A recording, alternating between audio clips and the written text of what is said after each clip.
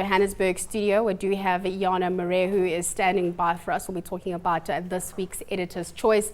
And billionaire and businessman Warren Buffett published his annual letter to Berkshire Hathaway shareholders last weekend, a document that many believe is a must-read for anyone that's interested or in running a business. But joining us to tell us about these key takeaways from this year's letter is Finweek editor Jana Marais. Jana, thank you so much for your time. Tell us what has been so special about Warren Buffett. Everybody talks about him. It's a must-read, this letter, but what's so special? I know. Well, I suppose, you know, he's one of the richest men in the world, and he got a lot of that wealth through investing. So if somebody like him shares his wisdom, which is what he does in his annual shareholders letter, so unlike a lot of other companies where they put out these communications to shareholders and it's deadly boring and frankly, you know, it's probably only the lawyers who ever read through it. You know, he actually does share some of his personal views, he shares advice, and, you know, he's 85, he's got a lifetime of lessons behind him. So there's actually always, and he puts some humor to it. You can see he actually had a hand in it. It's not only his communications and legal team who put this together. So it's quite an interesting read. Parts of it, I must say, I found a bit complicated, but there's quite a few lessons in it. And I think the greatest news for fans out there is that for the first time ever, they're going to broadcast their AGM, which is always, you know, it is seen as this pilgrimage. I think more than 40,000 people attended last year. It's the Woodstock of capitalism. That's right. It's a great example. Anyway, they're going to webcast it live for the first time ever.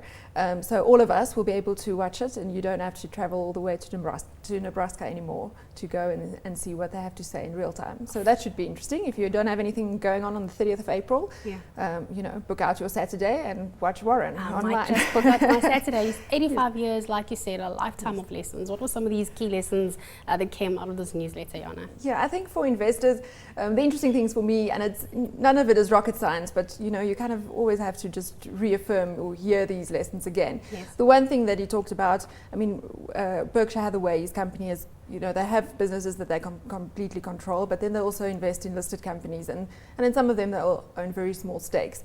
And his view is that they'd rather own a really small stake of a great company than control a company that's not so great. And his analogy was, I'd rather own a share in the Hope Diamond than a whole of a rhinestone. And then there's a few of the shares, you know, they talk about some of the listed shares that they increase their holdings in, which is, I suppose, you know, one example is Coca-Cola. They increased their stake in Coca-Cola last year. So maybe if you're an investor, you might want to go check out Coca-Cola and see if it's something that might fit into your portfolio as well. If it's good enough for Warren Buffett, probably should be good enough for all of us, right? Yep. So, yeah.